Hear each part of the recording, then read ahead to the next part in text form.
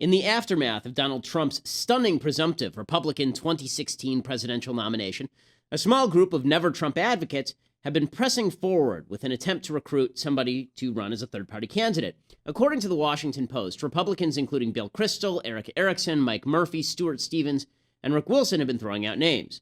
Some of those names: Senator Ben Sasse from Nebraska, Ohio Governor John Kasich, retired General James Mattis, and even, ridiculously, another reality TV billionaire, Mark Cuban. Now, a viable third-party candidate could achieve a couple of things for conservatives who don't like Trump. One, it could consolidate support outside the Trump movement, providing the core for a rebuilding movement after Trump goes down. Second, it could theoretically throw a few key states to the third-party candidate, stopping both Hillary and Trump from winning the requisite number of electors to gain the White House. You need 270. If you don't get 270, it goes to the House of Representatives. And if it goes to the House of Representatives, throws the process into the House of Representatives, then presumably somebody else becomes president. So here's the case against doing any of this. There are 5 reasons not to run a third-party candidate. 1, not going to work. In 1992, Ross Perot won 18.9% of the popular vote. He won 0 electoral votes. In 1980, John Anderson won 6.6% of the popular vote, 0 electoral votes. In 1968, George Wallace, a racist, won 13.5% of the electoral vote, and he won 46 electoral votes, all in the Deep South. The chances of a third-party candidate doing significant enough damage in key swing states to take away electoral votes, really slim or none. Second reason, it appears desperate. It's unlikely to work, so it seems like a Hail Mary to find somebody who can stop Trump and Hillary. If it fails, that minimizes the level of opposition to both the candidates. Never Trump isn't desperate. We know Trump is a disaster for the GOP and the country. Hillary is a disaster for the country. We don't need to prove it by attempting to consolidate in a way that fails. Third reason, it's kind of tough to find a conservative who can unify Never Trump. See, here's the thing. Trump's utter incomprehensibility as a Republican candidate, it underscores the fact that finding a consensus politician is kind of hard. All successful politicians have to build consensus. Kasich and Ben Sasse, for example, they have very little in common politically other than their opposition to Trump. Would that be enough to consolidate a real conservative opposition? Or would it instead fragment the opposition by providing an alternative that many members of Never Trump don't like? Fourth reason, just let them burn. Let them burn. The Trumpsters are really looking desperately for an excuse to blame anybody but themselves for the looming electoral disaster that may await Trump. They're already saying openly Never Trump is going to bear responsibility if Trump fails. Consolidating a third party grants unmerited credibility to this particular argument. If Trump goes down, and all the betting markets say he will, the Trump advocates need to own it. There's no need to give them an out. Finally, we need to think about 2020. It's better to sit this one out than be blamed for Trump's failures or cast out of the party altogether. No matter what happens, this is going to be 4 years in the wilderness for conservatives. But building an alternative party infrastructure is kind of unlikely and much more difficult than allowing Trump to demonstrate he's a historic black swan and then fighting for control of the GOP again. Listen, I'd be happy to vote for Senator Sasse over Trump or Hillary, of course. I'd love another choice. But the strategic case against a third party is pretty strong. H.L. Mencken said, "Democracy is the theory. The common people know what they want and deserve to get it good and hard." So, let's let the Trumpsters get it good and hard. I'm Ben Shapiro. This is The Ben Shapiro Show. Beyond political discussion, tend to demonize people who don't care about your feelings. Alrighty, so here we are, and it's been a busy day for Donald Trump. A lot to talk about in Trump world, and we all live in Trump world now. Some of it's good, some of it's bad. All of it is interesting and fascinating, and as we said yesterday, we are dedicated to the proposition that watching the apocalypse with a comedic grin is more fun than watching it with a downcast glare. So we're going to try and make light of the fact that we're all going to die and life is meaningless. So let's start with Donald Trump, the chosen antisocial warrior, Donald Trump. He has now made a statement on transgender rights. So as you may have noticed, we'll get back to the transgender issue in a little while. President Obama is now speaking out on the transgender bathrooms that he's pushing, and it's really terrible because that's what Barack Obama does. Donald Trump was asked about it, and here's what he said to the Washington Post. Quote, "It is a very, very small portion of the population, transgenders, but as I say, you have to protect everybody, including small portions of the population. Presumably this means you need to have state legislation or federal legislation of the kind that President Obama is pushing. But then, of course, Trump takes both sides of the issue. He says that states need to make the right decisions. He doesn't really explain what that means. He says he hasn't had any exposure to these issues, and he's learning more. He's learning more. So this is his way of copping out. So all you wonderful people who think that Trump is politically incorrect, no, he isn't. No, he isn't. This is not the greatest. The greatest referendum on political correctness today is this transgender issue. It is the transgender issue. It's the greatest referendum on political correctness today because there's the politically correct position, which is that women can become men and men can become women, and we have to force children to embrace this idea by putting boys in girls' bathrooms. And then there's the politically incorrect position called science. Men are men, women are women, and you don't get to cross over by chopping off a few body parts or sewing a few of them on. And President Obama is pushing this particular viewpoint, and it really is important. I want to stop for a second and point this out. It is important. The transgender bathroom issue is important, not because of bathrooms, but because of transgenderism as a social construct, transgenderism as a concept, and the unmitigated attempts of the left to target your children in order to push their leftist agenda. So President Obama, always for the left, it has to be done through schools and through children. They always have to push the left agenda through children. It's always for the good of the kids. Of course, all that means is screwing with kids' heads, but it's all for the good of the kiddies. Now, the truth is that they say it's to protect transgender kids from bullying. First of all, there are 2 transgender kids in the United States. Second of all, even if you want to protect transgender kids from bullying, there's a very simple way to do that. Have teachers who don't tolerate bullying. Wasn't that easy? Look at that. That's amazing. I was bullied mercilessly in high school. It would have been good if we had a good anti-bully policy. I wasn't bullied because I was gay or transgender. I was bullied because I was small and because I was young and because I was smarter than everybody else. But you know what? That was basically solved by 2 things. 1, me standing up for myself. And 2, my parents, and I've told this story on the air before, my parents going to the school and mandating that there be a crackdown on bullying generally. There shouldn't be bullying in schools, period, for any reason. You don't need to teach kids that heterosexuality and homosexuality are on moral par in order to stop bullying, and you don't need to teach them the idiocy that men can become women and women men in order to stop bullying. That's silly, but this is what the left says. So President Obama said today, quote, "We're talking about kids, and anybody who's been in school, been in high school, who's been a parent, I think should realize that kids are vulnerable." Here's President Obama talking about why he's pushing now every public school in America to embrace transgender bathrooms. We're talking about kids, and anybody who's been in school, been in high school,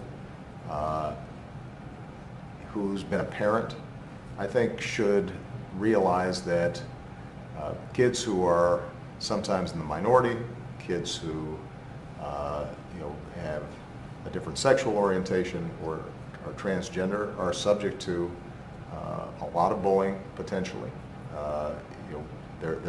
They are vulnerable, and I think that it is part of our obligation as a society to make sure that everybody is treated fairly and our kids are all loved and that they're protected and that their dignity is affirmed.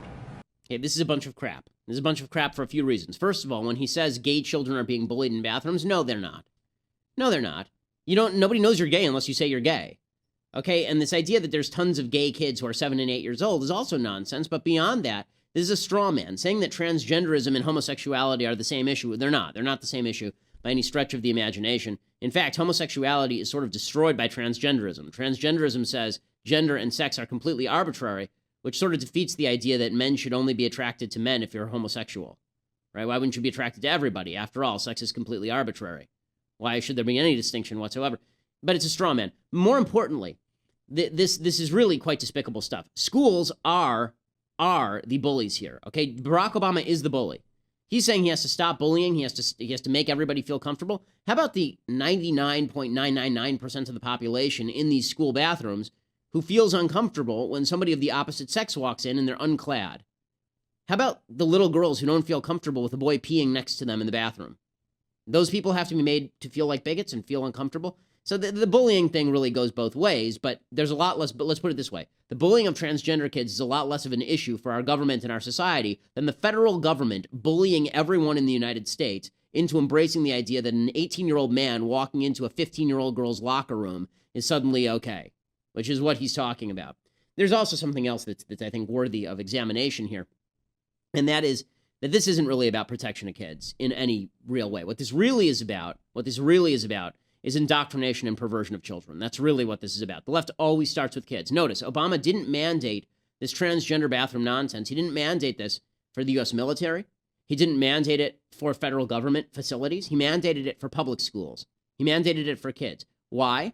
Well, supposedly it's because the left believes that sexual identity is unchanging and rigid, and sex itself, gender itself, is malleable. Therefore, if you teach kids that they get to choose your sex, since it's malleable, it's a social construct anyway, you're not doing them any harm. You tell a 5-year-old girl to choose whether she's a girl or a boy, you're not harming her in any way, because that's all just social construct nonsense. Similarly, if you tell a 5-year-old girl that lesbianism is fine, she's not going to be more likely to try out lesbianism because she's already set in her ways. It's all biological, right? It's ingrained right there in the biology. Of course, precisely the reverse is true. You tell a 5-year-old girl she can be a girl or a boy, you're going to screw with her head. You tell a 5-year-old girl that anybody she chooses to have sex with, when she's not even pubescent yet, right, that anybody who she will eventually choose to have sex with is perfectly morally hunky-dory, and you think this isn't going to change behavior? Nonsense. Nonsense. Particularly because science tends to show that sexuality is remarkably fluid. Sexual identity certainly is remarkably fluid. There's a reason that 2 generations ago, there's a poll in Britain recently, it showed for people who were born 2 generations ago, 95% say they're straight. Of people who were born in our generation, millennials, something like only 43% say they are binary straight. Okay, 43%. Don't tell me that's genetics, gang. That's society pushing a perception of what sexual identity should be. Leftists aren't dumb. They know all of this. Their whole case is that parents should not be allowed to raise their children with traditional morality and traditional sex roles because that's bad. And that's bad because the government can't control the kids then. It's bad because traditional sex roles, the idea of man-woman marriage, creation of a family, it's an obstacle to government control of your child. And so what they do is they use the bullying agenda in order to come in and take control of your children by saying that if we leave it to you to educate your own kid, then your kid will end up being a bully and targeting other kids, which of course is absolute nonsense. So on that issue, where some real moral leadership would be good, no shock here, Donald Trump runs for the hills. He runs for the hills. There's your politically incorrect warrior. Now, that's not to say he's politically correct across the board. He does at times say good things, but Trump is a mixed bag. He's a grab bag. He's as we like to say, a crap sandwich. He's salami and dog crap. And so first the salami. Here's Donald Trump talking about national security, and here's why some people like him on national security. Our country has enough difficulty right now without letting the Syrians pour in. And again, we don't know that they're Syrians. We don't know where they come from. We have no idea. They could be ISIS. They could be who knows. But we're going to stop that immediately. Do you think it's going to take another attack like 9/11 for people to wake up about border security and take it seriously? I do. I actually do. Bad things will happen. A lot of bad things will happen. There will be attacks that you wouldn't believe. There will be attacks by the people that are right now coming into our country, because I have no doubt in my mind. I mean, you look at it, they have cell phones, so they don't have money, they don't have anything, they have cell phones. Who pays their monthly charges, right? They have cell phones with the flags, the ISIS flags on them. And then we're supposed to say, isn't this wonderful that we're taking Okay, so everything he's saying here is right. Right? I mean, everything he's saying here is right, although I do have to laugh when he uses phrases like bad things will happen. I go, thanks, Nostradamus. Really, that's extremely helpful. Here's the problem, right? For every piece of salami, there's also a dog turd. So here's the dog turd. Here's Donald Trump going after David Cameron, saying that this is the Prime Minister of Britain, saying that we're not going to have a very good relationship. For some reason, Piers Morgan is interviewing him. Piers Morgan is a big Donald Trump fan. They're both reality TV stars. Piers Morgan is still on TV, although not in American TV, since I helped drive him off American TV because he's a stupid fat man. Here is Piers Morgan talking to Donald Trump. David Cameron has refused to retract what he said about your comments about Muslims. He says they were stupid, they were divisive, and they were wrong. What's your response? Honestly, I don't care. It doesn't matter. I mean, it's fine. But if you're president and he's the British Prime Minister... It looks like we're not going to have a very good relationship. Who knows? I hope to have a good relationship with him. But it sounds like he's not willing to address the problem either. People can pretend like it's not existing. But take a look at London. Take a look at certain sections of some cities throughout Europe and throughout the world. It is a disaster. And the police are, they want nothing to do with it. It's as bad as it gets. Now, we don't have to talk about it, or we could. And I will tell you this. Would you like David when Cameron, it was brought up, would you like him to withdraw the particular comments that you're stupid, divisive, and wrong with your view about Muslims? Well, number one, I'm not stupid, okay? I can tell you that right now. Just the opposite. Number two, in terms of divisive, I don't think I'm a divisive person. I'm a unifier. Unlike our president now, I'm a unifier. I'll say this. When I made the statement 6 months ago, and there was a clamor only by the politicians, millions of people were calling in saying, Donald Trump is right. You know that, and so do I. People that live in Great Britain and people that live all over the world were saying Donald Trump is right. Okay, so he says that we're going to have a bad relationship, that Cameron and he will have a bad relationship if he's president. Good way to set off on his international tour. And again, you hear him do the routine that we talked about last week, which is, I may have said something wrong, but it was really popular, so that makes it okay. But yeah, there's something to be said even about this for Trump. So Trump is brash, he's bold, he says things no one else will say, and then he refuses to back off of them.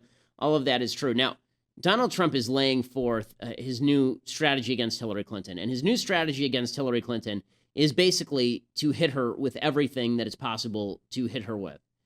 In order for that to succeed, the media really has to be quite terrible. The media has to be quite terrible. Fortunately for Trump, the media are quite terrible. So it feels like when the media are trying to cover for Hillary Clinton, they're trying to cover for Hillary Clinton. Trump has perfected an art that was first coined, I think, by Newt Gingrich in 2012, of attacking the media as the unfair arbiter. And he's exactly right. So the media is playing both angles. On the one hand, they're pushing Trump forward by saying that he's the greatest thing since sliced bread, and he's a brand new thing on the American scene. And on the other hand, the media is trying to tear him down, and they can't have it both ways. And you're seeing the struggle internally for the media. They can't handle it. Here's Joe Scarborough on MSNBC saying that this is no longer Paul Ryan's party, it's now Donald Trump's party, based on a new poll showing that 58% of GOP voters trust Trump to lead the Republican Party, just 39% trust Paul Ryan to lead the Republican Party. More Republicans actually trust Trump than Ryan to lead the party. That's by a 58 to 39% margin. Joe, that's a lot to get through right there. What's jumping out at you? Boy, I'll tell you, a couple things are jumping out at me. First of all, this is not Paul Ryan's party anymore. It's Donald Trump's party. It has nothing to do with Donald Trump.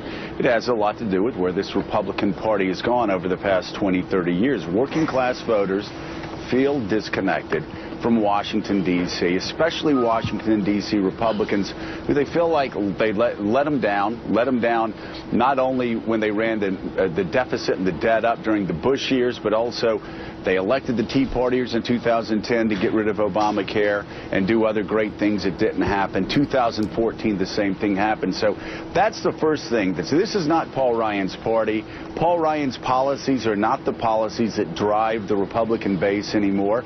They are more of a populist base of policies. Okay, so he's saying, and a lot of people in the press are saying, Trump is something new, Trump is something magical.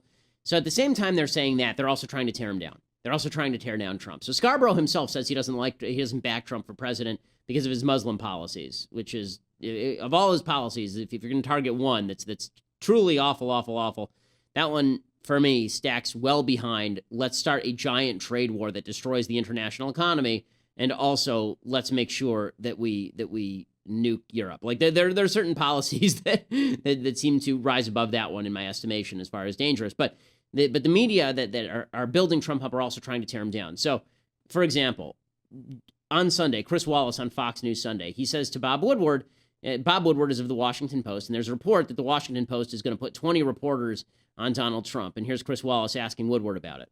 The Washington Post has 20 people working on every phase of Donald Trump's life. That's correct. We've announced a month ago that we're doing a book and we're going to do stories as this evolves.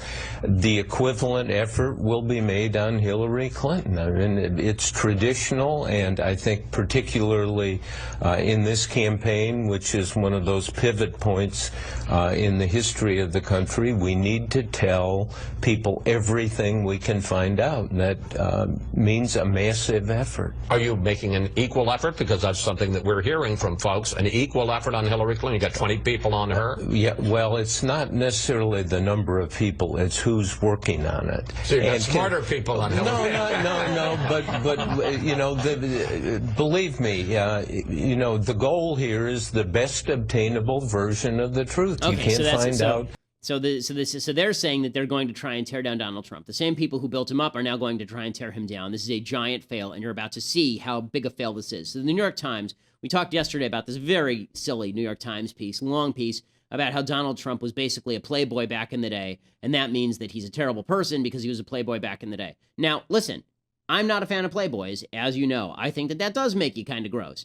But Bill Clinton, right? I mean, you don't get to claim that the guy who allegedly raped people is less bad than the guy who brought a swimsuit model to a bathroom and asked her to put on a bikini and then said she looked nice in the bikini. Not quite the same thing.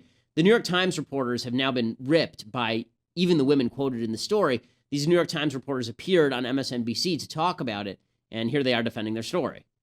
There's no single dimension to Donald Trump and women, and I think our story makes that clear, and I think it makes it clear through the voices of the people we interviewed. What's your response to the reaction from Donald Trump so far?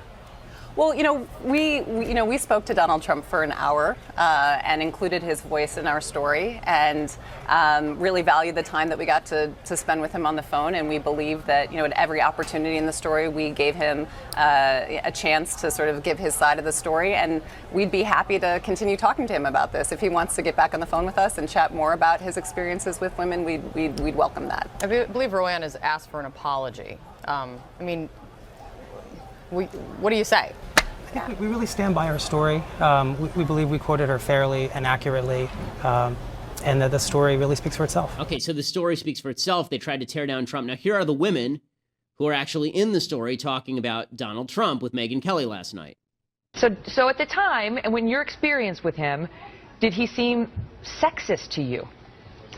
Well, you have to understand, you got to put it in the context of the time. This was 1980, so everybody was sexist, and we were in the construction industry, so that was sexist. But as far as Donald was concerned, no, he wanted the best person, and he thought I was the best person, and he picked me.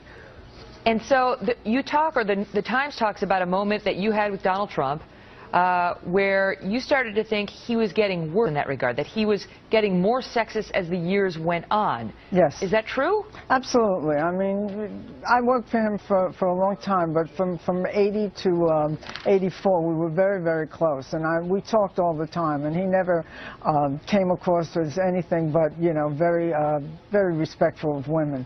And when I returned back to the Trump Organization in 87, he was a little bit different the way he talked about women. In his office, he would refer to women, and the women in the office, he would look at them a little bit like a leering kind of thing. I saw a change, a definite change, but the big change came in, I'd say, 1989, 90, when the whole Mueller thing happened, and when he did Playboy magazine, that was just, it seemed unreasonable and unheard of for him at the time. So I was surprised to see him change. Slowly but surely, he started saying more things that surprised me up to this day. And I'm going to get the specifics of that, but I want to bring in Sonata, who you have nothing but glowing things to say about Mr. Trump. You also experienced some language that may have been diminishing, but you say he was an equal opportunity offender.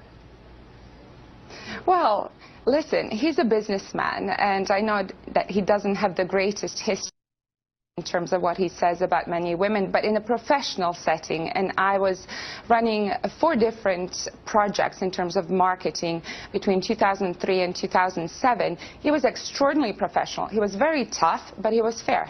Okay. Did you two know each other, Sonata? You and Barbara? I did not. Unfortunately, I didn't have the pleasure of meeting Barbara because I was there in 2003. Okay. So did you, Sonata, ever experience, what you perceived as sexism? And on the other hand, did you experience Trump giving you and or other women unusual or extraordinary opportunities? Absolutely not. It was equal opportunity in that. Okay, so we can stop it here. Bottom line is that a lot of the women the New York Times are quoting, that they're not super on board with the New York Times attempt to tear down Trump. Donald Trump is almost invulnerable on these scores. Donald Trump, it's very difficult for them to take down Donald Trump on the "he was mean to women" routine after they've blown all their credibility on Hillary Clinton. They really have blown a lot of credibility on Hillary Clinton. And you can see how this plays out. Over the weekend, Donald Trump was on with George Stephanopoulos on ABC News. And George Stephanopoulos asked Trump about why he won't release his tax returns. Now, do I think Trump is a sexist? Yes. Do I think that Donald Trump is somebody, and the reason I say he's a sexist is just from this campaign, attacking Heidi Cruz, talking about Carly Fiorina's face, talking about Megyn Kelly bleeding from her wherever, Donald Trump saying back in the 80s that women ought to be treated like pieces of crap, Donald Trump constantly talking about women as pieces of ass for decades. I think that's sexist. Do I think that's the end of the world? No. But do I think it's something that's great and appropriate? No, I don't. Okay. All that said, the media are going to have a tough time tearing him down. By the same token, do I think Donald Trump ought to release his tax returns? Yeah, I would like to know how much money he's actually worth. I'd like to know what kind of taxes he pays, given that he says that he should pay higher taxes as a very rich man. I'd like to know how much charity he gave. I'd like to know how many people he actually employs and hires. He always says tens of thousands. I'd like to know what that looks like. Okay, that said, Trump can't be caught out on this by the media because the media have no credibility. They built Trump up, number one. And number two, they cover for all of Trump's enemies. So here is George Stephanopoulos going up against Trump, and Trump just knocking him into next week. So I fight very hard to pay as little tax as possible. What is your tax rate? It's none of your business. You'll see it when I release. But I fight very hard to pay as little tax as possible. Okay, and then he would go on to say to George Stephanopoulos that the tax returns are not only none of George Stephanopoulos' business, but that George Stephanopoulos worked for Hillary Clinton, and that therefore he doesn't get to ask him questions about it. It's pretty funny, actually. He go on and went right at George Stephanopoulos. I'm trying to find the exact transcript. He says specifically that Stephanopoulos used to be in the war room. He says that he's a hypocrite. I mean, it's really very funny stuff, and it's true. And that's why the media can't go after Donald Trump on all of this. Now, as always, Donald Trump takes all of this too far. So battling against the media, that's something that I adore. I don't care who does it. I hate the media. And so I'm glad when Donald Trump hits the media. That said, Donald Trump has a nasty tendency toward authoritarianism. And so Donald Trump, his attorney, just had to retract a threat to sue the New York Times. After that piece came out about women, Trump fired back, and his attorney said that they might sue the New York Times.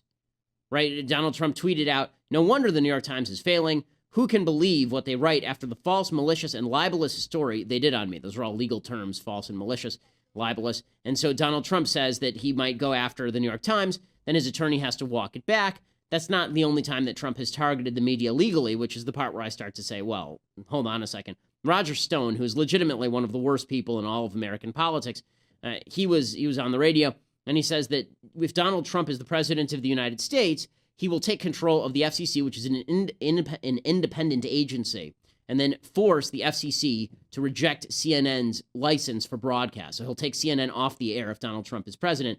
This is scary authoritarian stuff. What evidence?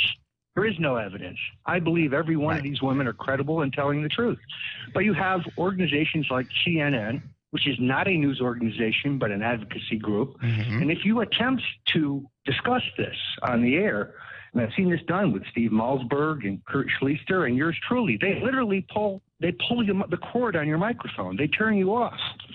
Frankly, when Donald Trump is president, he should turn off their FCC license. They're not a news organization. They're about censorship. Okay, so he thinks that Donald Trump, if he gets power, will actually take CNN off the air. So this is the part where, again, Donald Trump crap sandwich. The salami is that he's great when he hits the media. The crap is when he says that he's going to start, as president of the United States, taking control of the media itself. Now, that's the media versus Donald Trump. And clearly the media has no capacity to take on Trump. They've created him for 20 years. The same boardrooms where they made the decision to have Donald Trump on The Apprentice and make him into a national media personality for the last 20 years, those same boardrooms are the ones where they're now saying, what can we do to destroy Donald Trump? And the answer is, once you've made the Frankenstein monster, you have no capacity to destroy the Frankenstein monster. More than that, the media have actually done Trump a service by covering him over the top coverage of Donald Trump. Every scandal, every foible, every peccadillo, everything that Donald Trump does has been in the public eye for a generation, really a full generation in American life. Every time you shtup somebody, it's on the front page of the New York Post. You do that enough, and basically what you're really doing is you're vaccinating Trump against dirt. Because at a certain point, if you're entirely covered in dirt, another piece of dirt doesn't look like anything, right? Trump is black socks. Black socks. They never get dirty. The longer you wear them, the blacker they get, right? That's Donald Trump. Donald Trump is just black socks. And so it's very difficult to throw mud on somebody who's completely made of mud at this point. He's a mud monster, and they made him a mud monster, so there's no way to take him down, especially since they told us that the mud monster was fun. They told us the mud monster was good and entertaining, that he was a playboy, that he was a gallant, that Donald Trump was the kind of guy who was squiring the most beautiful women, that he was Bruce Wayne in the Batman flicks, that he was squiring around two models on each arm in a Lamborghini, right? That was Donald Trump to Wayne Tower, right? Donald Trump was Bruce Wayne. And now when they say, well, you know, he's a really, really bad guy, it doesn't wash and it doesn't work. So on the other hand, what they've been doing with Hillary is protecting her for years. And the Clintons, they've been protecting for years. So instead of just exposing the public to all of the Clintons' dirt, they've been burying the Clintons' dirt. And this juxtaposition is really good for Donald Trump, not bad, good, right? On the one hand, the media have vaccinated him against dirt. On the other hand, the media have basically done for the Clintons what overprotective parents used to do for their kids back during the polio days. So in the 1930s, before the polio vaccine, rich kids actually had an outsized chance of coming down with poliomyelitis. The reason for this is because they weren't out in the streets playing in the dirt, so their immune system had not been built up to handle polio. So if they got polio, then it was much more severe for them. Okay, that's the Clintons with regard to the media. The media have protected the Clintons in this magic bubble, like John Travolta in The Bubble Boy. They've protected them with this media bubble for so long that if anyone pierces the bubble, it's really damaging. The Hillary Clinton immune system is not built to handle this. She only has one response, which is, oh, I'm always being attacked by the vast right-wing conspiracy. Nobody cares if the dirt is good and juicy, right? Nobody cares if the stuff that's being thrown against the wall sticks. So take, for example, here's the juxtaposition. This is what the entire race is going to be like. That's why it's going to be wildly entertaining to cover. It should be funny. It should be just a happy, happy day.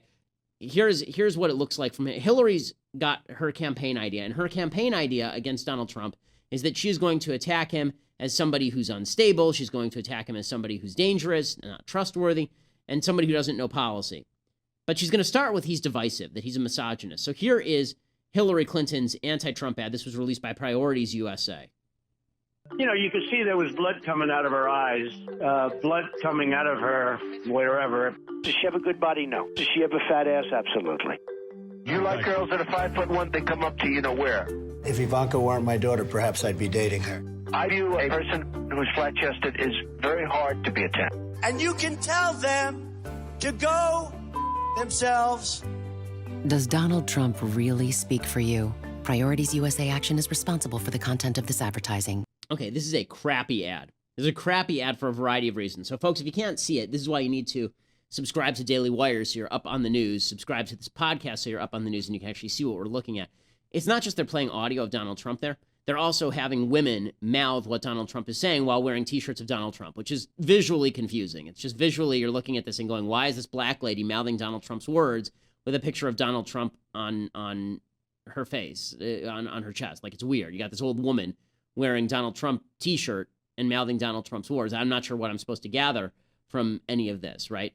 That's problem number one. Problem number two is that the music behind this, and this is just a basic semiotic thing, the music behind this, if you're going to do a Donald Trump is scary for women ad, you need to use scary music, right? It needs to be Donald Trump is scary for women. He's terrible to women. He's cruel to women. He's awful. Right? A couple of weeks ago, we played an ad in Arkansas that's playing along these lines. Much better ad. This one's garbage. It's a terrible ad. Finally, there's an actual outright lie in this ad. So at the very end, they get to the part where he says they need to be, they basically should be, F them, essentially. That quote was about China's trade policy. It was not about women. So they took it completely out of context. So when this old lady says this, right? When this old lady says this, themselves. They should go F themselves, right? That old lady saying that, that's not even about women.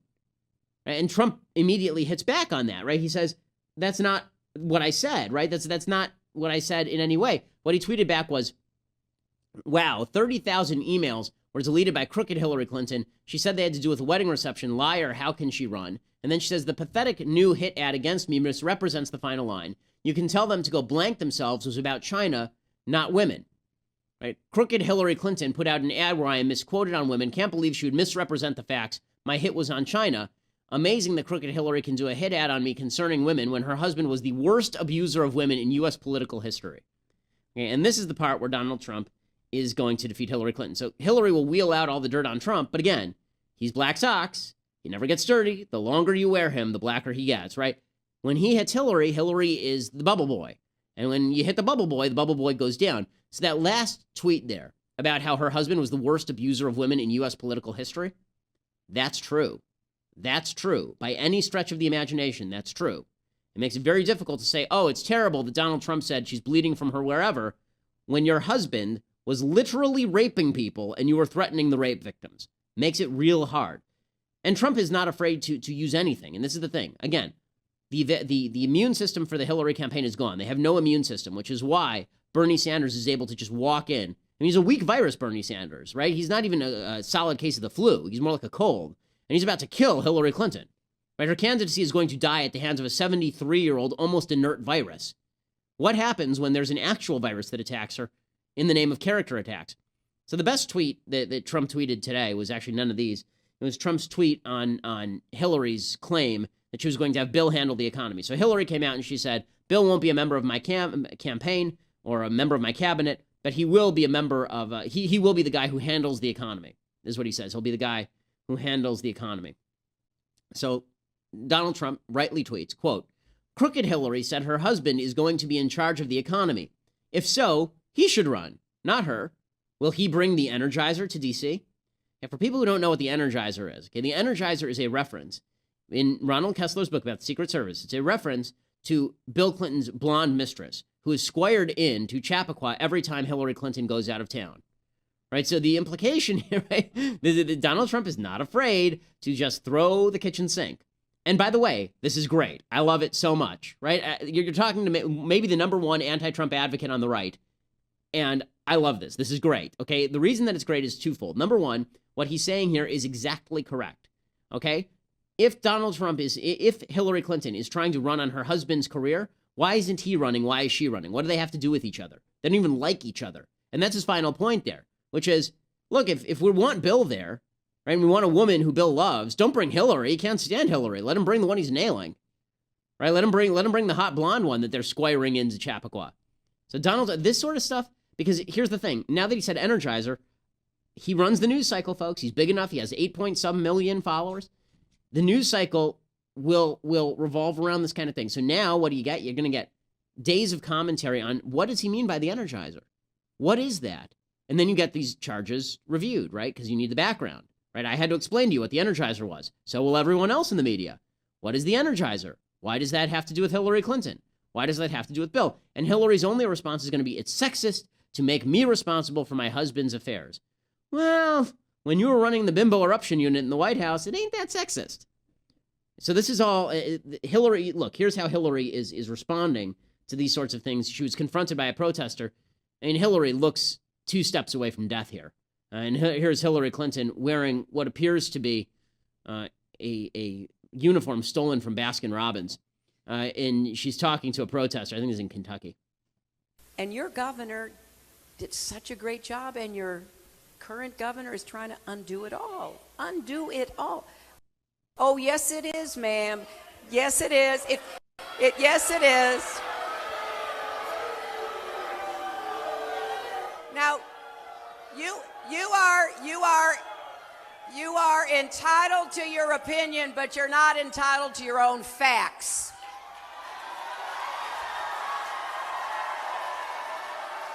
And I'll be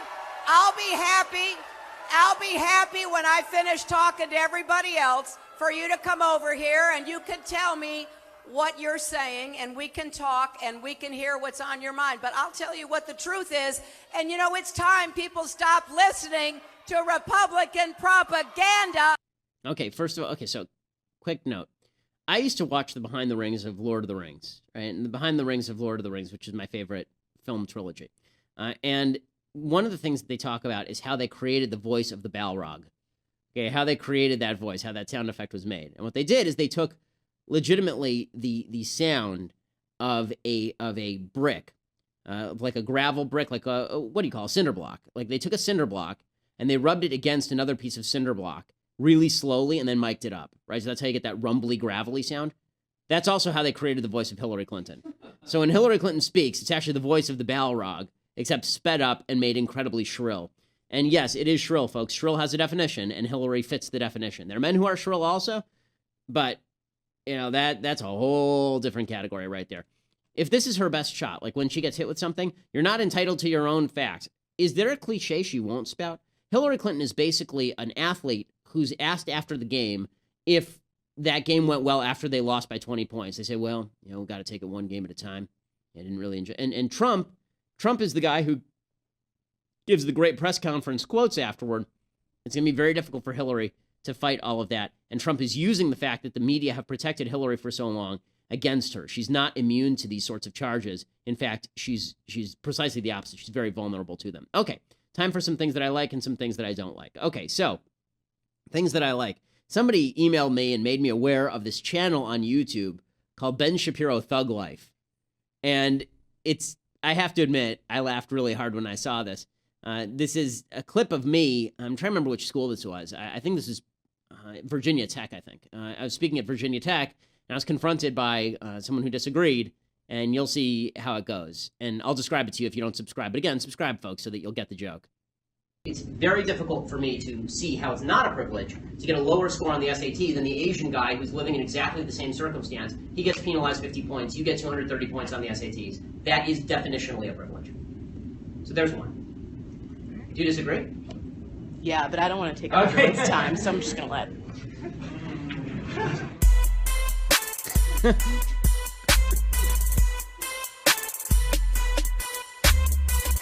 So here's my message to the bloviating jackasses outside.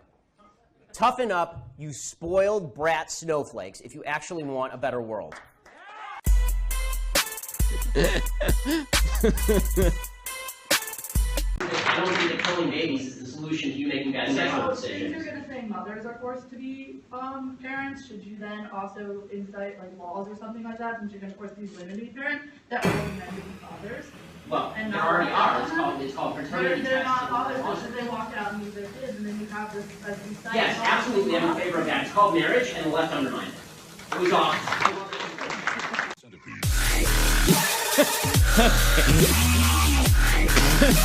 Okay, so, folks, you can't see these things. Basically, the system of marriage was the greatest wounded women of all time, and then feminism came along and said that women need men like fish need a bicycle, and it turns out that women need men like women need men. Okay, so somebody took all of these clips of me. Stop. The reason you're hearing this obnoxious kind of rap track underneath, folks, if you're listening, is because somebody took these clips of me, and then they did like a freeze frame of me, and they put a blunt in my mouth, and like a gold chain around my neck, and then it says Thug Life. So I find this humorous. That's all I can say. Whoever's doing this, well done. I think it's very funny, considering that I have never smoked pot, number one, and number two, I wouldn't know a rap song if it came up and bit me on the ass. So there's that. Okay. Second thing that I like today, movies. I'm trying to do some more modern movies because I've been doing a lot of old movies lately. So modern movie that I really like, L.A. Confidential. It's from 1998. Really, really good film. Should have won Best Picture that year. I think, was it the same year as Saving Private Ryan? I think maybe Shakespeare in Love won that year. In any case, it's a really, really good film. L.A. Confidential with Russell Crowe and Guy Pearce, and you should check that out. L.A. Confidential it's a really solid film. Okay, couple of things that I hate. So, number one, Hillary has a brand new plan. You think Hillary is just going to ruin foreign policy? She'll ruin domestic policy too.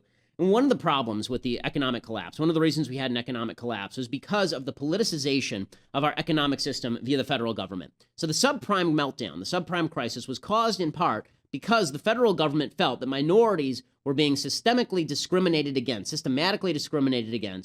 in the banking industry. So what they did is they gave tremendous incentives by the federal government to give subprime mortgages to minority buyers of homes who couldn't afford it. And then it turned out they couldn't afford it because the reason banks weren't giving them loans is because they had bad credit or because they couldn't afford things. So then everything went south and it all imploded. The lesson Democrats learned from this is that we need more of that, not less. So Hillary Clinton has a new plan for the Federal Reserve. The Federal Reserve, for people who aren't versed in economics very much, the Federal Reserve there's something called the Federal Reserve Board, and it's 7 governors who are appointed by the president and confirmed by the Senate, and then another 12 regional presidents of banks, Federal Reserve banks across the nation. The Federal Reserve was instituted in 1913 to do a few things. The first thing it was really instituted to do was insist that federally chartered banks, federally licensed banks, kept a certain amount of their money in reserve in case there was a panic and a run on the bank. The reason that banks used to go bust is because everybody would show up at the same time and say, give me my money, right? Like in It's a Wonderful Life. Everybody shows up at the same time, or in Mary Poppins, everybody shows up at the same time, and there's what they call a run on the bank, and a lot of the money isn't there, right? Because all the money has been lent out to other people for their various projects. So what they said is, your deposits are guaranteed. So there was a guarantee by the Federal Reserve that up to a certain amount of money, I think right now it's $250,000, if you put that in a federally deposit, if it's part of the FDIC, then it's going to be insured. That money is available to you, even if the bank were to, for some reason, go bust. The other thing the Federal Reserve does, and it's much more powerful, is they lend out money to these banks at a prevailing interest rate. This is why whenever you see Janet Yellen set the interest rate, what she's doing is she's setting the rate at which banks can borrow from the central bank to make loans to other people. So if you have a high interest rate, what that means is less loans are being given to people, and that means there's less inflation in terms of real price. Right now, if it's the opposite, if the interest rates don't exist, then banks can take out loans and they can invest it in the stock market, which is why the stock market has gone up, or invest it in real estate. Now, there's an argument to be made the Federal Reserve shouldn't do any of these things, that basically the monetary supply should be the monetary supply. The government should not mess around with it. It should always be what it is. You can't just print dollars to get out of government debt. You can't just print dollars to bail out banks, right? That's a good case. I tend to agree with it. However, if you are going to have a Federal Reserve, at the very least, you would imagine, well, it's a banking thing, right? It's an economics thing. You'd probably want the people on it to be economists, people who are familiar with banking, right? You wouldn't want it to be a political agency. Hillary Clinton has now come out and she says, we need more black people and we need more women on the Federal Reserve, and we need less bankers on the Federal Reserve. So she presumably wants like DeRay McKesson on the Federal Reserve, explaining to people why it is that we need to inflate the currency for the sake of black inner city communities. If you want to destroy the American economy and destroy the value of the dollar, put a bunch of political hacks in charge of the Federal Reserve. Put them in charge of the Federal Reserve. By the way, when that's happened before, when Richard Nixon, for example, used the Federal Reserve in order to manipulate currency, manipulate the inflation rate in the 70s, it led to a malaise that lasted most of the decade and included the Jimmy Carter administration. Hillary wants to do that same thing, but she wants to fully politicize the Federal Reserve, which is just a genius idea on every level. So that's genius. And we'll part on an even-handed note. Roger Stone, who we quoted earlier, Trump surrogate, you got Hillary Clinton who wants to take control of the Federal Reserve by putting in charge a bunch of people on diverse basis. And then you have Roger Stone, who says that Donald Trump, when Donald Trump was acting as his own PR man and using a fake name, as we played yesterday, Roger Stone is about to tell you why there's such a grand history and American tradition of doing this. This is ridiculous. James Madison, John Adams, Alexander Hamilton, they all wrote under pseudonyms. They all had things they wanted to say, and they wrote under pseudonyms. Yep. Trump wanted to get his spin on a story, so he handled the press call himself, probably because he didn't want to pay a public relations expert. Right. What difference does it make? By the way, he's actually pretty effective at dealing with the press. If we haven't seen that from the course of this campaign. Well, and let's face it, there are just far more important questions before the American people about other than whether Donald Trump, essentially acted as his own PR agent 20 years ago on a personal matter. I just don't understand the relevance. Okay, so we can cut it off there. But the best part of that was where Roger Stone suggests that Donald Trump acting as his own PR agent to talk about who he's stooping this week is the same as James Madison and Alexander Hamilton using pen names to write about the Federalist Papers about the Constitution. Yes, it's exactly the same thing. You have to be fully stupid to believe this. But I guess, honest to God, you kind of have to be fully stupid to believe that either one of these people is going to be a great president in any way, shape, or form. But we'll be back tomorrow to cover more of the unfolding circus as it unfolds before us with laughter in our hearts and tears in our eyes. I'm Ben Shapiro. This is The Ben Shapiro Show.